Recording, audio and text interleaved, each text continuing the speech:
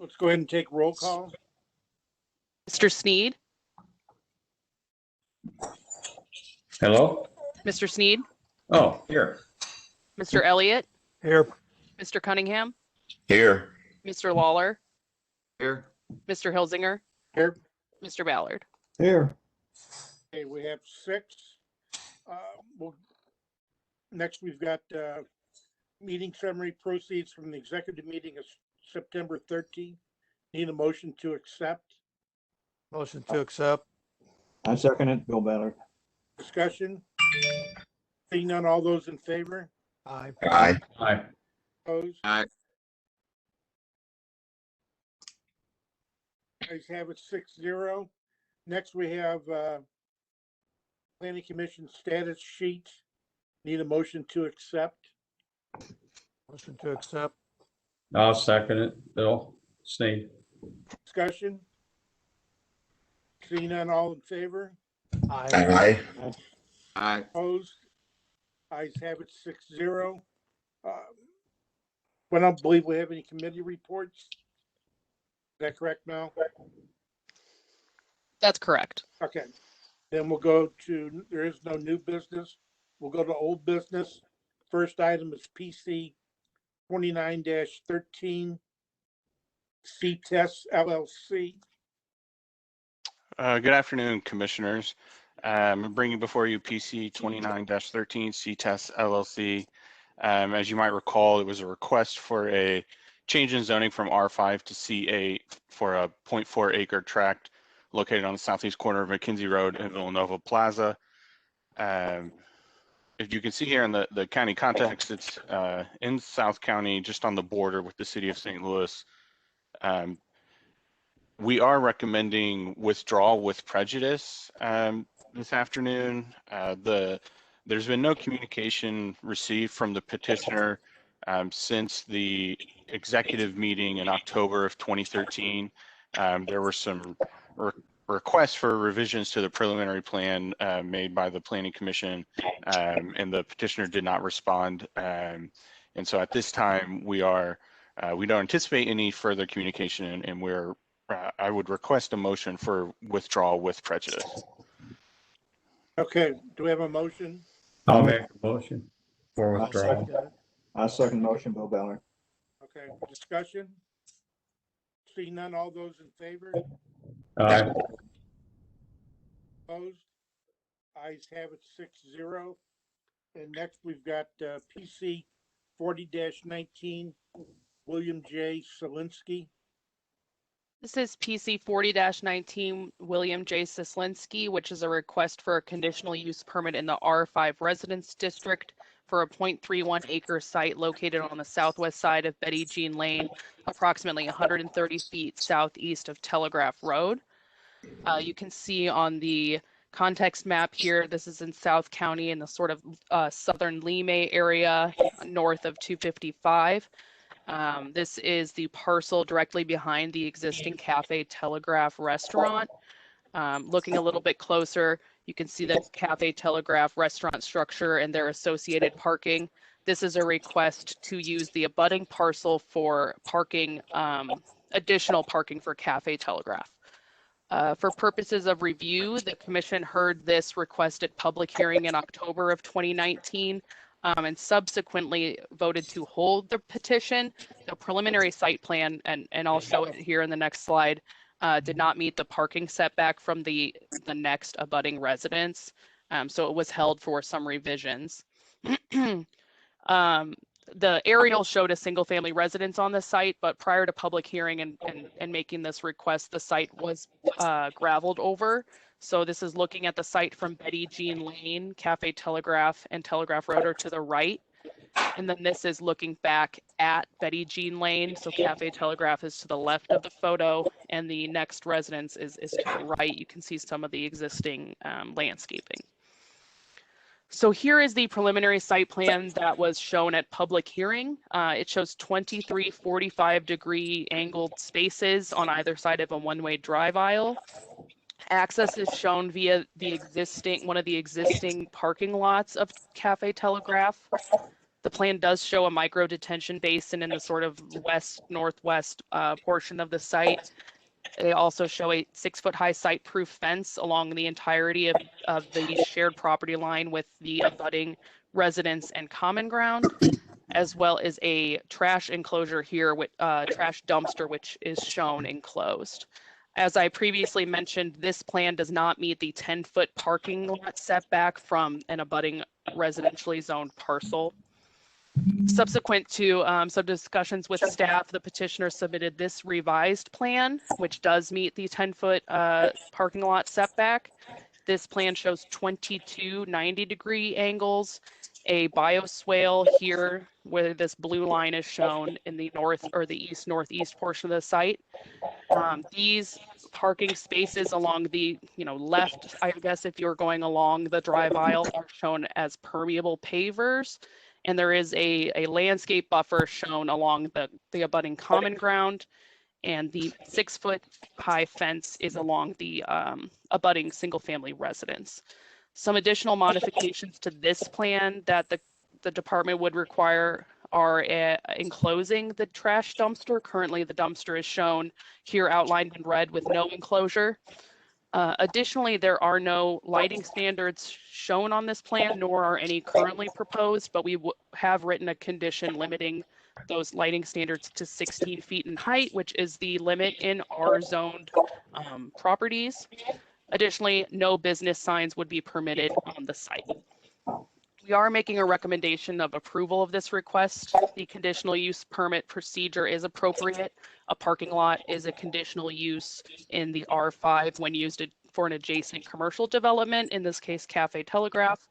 The CUP procedure also allows the staff and the commission to ensure compatibility with the adjacent permitted land uses, which will be accomplished through fencing and landscaping.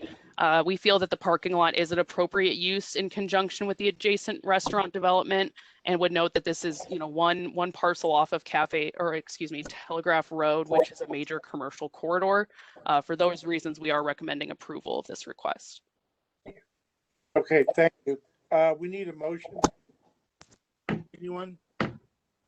Make a motion to approve it with the conditions put on it by the staff. Do we have a second? I'll second. Discussion, anyone? Yes, this is Bill. Bill, when you said that you're going to have a landscape buffer between the property and common ground, what do you mean by common ground? Isn't that the backyards and everything? So here on the aerial, you can see the site in red, and then you can see 158 and 154. This abutting subdivision, this area that I'm hovering over now is common ground for this adjacent subdivision. So there's a requirement we've written that it would require denser landscaping abutting this common ground area. And some of the reasoning behind that, as you can see from this aerial, there has been some encroachment into the common ground and some loss of vegetation. So we are looking to remediate that with some additional landscaping. And then if we go back to the plan. Originally, there was going to be site-proof fencing along that area. Correct. On their original plan, they showed the fence going all the way along their Okay. My property line. concern for that would be that this is obviously a late-hour operation, and that parking lot will be used going in and out of there pretty late at night. Okay, 1 o'clock in the morning, and those headlights and everything are it may be common ground, but everybody's gonna get a shot of that as they're part of the parking lot. So I would note that it is a one-way drive, that most of the time the headlights will be pointed towards the restaurant use. If it's the commission's will, we could revise the site-proof fence to go all the way along their property line. They'll still be required to do landscaping in addition to any fencing. That's fine. I mean, that'd be good, but I think the site-proof fencing really protects cars coming out of the parking lot alongside the building and turning to go out this drive. So I would, I think I follow what suggest you're to saying. have the site-proof fencing Okay. Is that because okay? of the hours of operation and everything. Is that okay with the first and second? It is with me. I made the first. Second? Is Lawler, second. that okay with you, Steve? I think Mr. Cunningham was the second on the original motion. Okay, Lou, is that all right? That's fine. Everything is fine. I Okay. think I don't have the report right in front of me. We may have written it as approved on the site plan, but we can make it explicitly across that entire property line. Okay, I appreciate it. Thank you. thank you. Anything else? Anyone?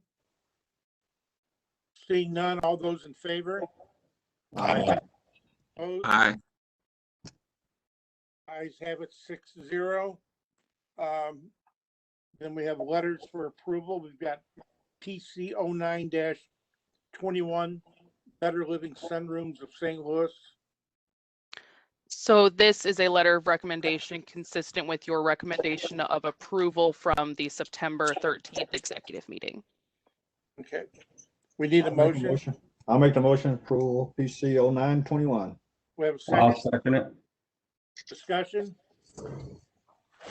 Seeing none, all those in favor? Aye. Aye. Aye. Opposed? Ayes have it 6-0. And then we've got correspondence, which is PC. I don't have a PC here. Edworth Senior Living, which is PC 24-19. Yes, this is PC 2419 Adworth Senior Living RE LLC.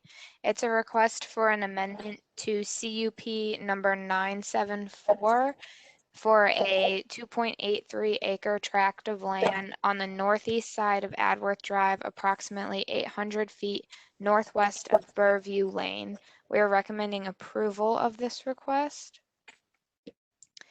As you may remember, this is a request for a senior living facility with 50 assisted living units and 21 memory care units. The site is in South County near Highway 270 or 255.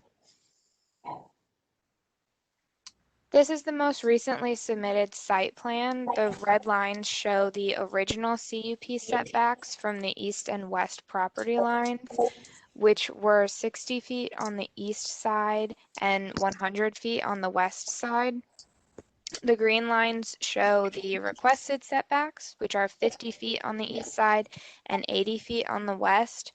You can see that the building as proposed just barely encroaches the setback on the east side. But on the west side, they've asked for a little bit more leeway to account for the overhang from a second-story covered porch that they're proposing. We are recommending approval of this request. As you may recall, after the commission granted the CUP in November 2019, the county council exercised its power of review and sent the petition back to the commission for reconsideration. The commission reiterated its approval, and the petition was heard 3 times at Public Improvement Committee hearings. During this process, the preliminary site development plan changed in response to resident and county council concerns about stormwater runoff. However, the setback conditions in attachment C of the CUP did not change to accommodate the amended site design. So we find that this request brings the setbacks in line with the intent of the commission and council in granting the CUP and recommend approval. Okay, thank you. Do we have a motion? Anyone? Make a motion for approval. Do we have a second? I'll second Lawler. Discussion? Anyone? Seeing none, all those in favor? Aye. Opposed? Ayes have it 6-0. Any site plans? We do not have any site plans. For the good of the order, I'd like to mention that our next meeting will be October the 11th for an executive meeting only. Originally, we intended to have a executive meeting and a public hearing the night of the 11th, but we had a snafu with the paper advertising our notice. So we will have only an executive meeting on October the 11th, and then we will have a public hearing the following week, October 18th. And then if needed, likely an executive meeting the following Monday as well. So we're looking at 3 meetings in October. That's all. And I just want to Go point ahead, out Nick. as well that this is the St. Louis Countian is made the mistake. We sent everything on time. They had a snafu where they did not get our advertisement advertised in time. So it is this is one of those things where St. Louis Countian made the error. So but we do have a requirement for 15 days notice for public noticing. Okay, And, problem. okay. Comments? Anyone? Seeing none, we need a motion to adjourn. Motion to adjourn. We have a second? Second. All those in favor? Aye. Aye. Ayes have it 6-0, and we'll see everybody back on the 11th. Thank you, everyone. Thank you. Bye. Have a good one. You too.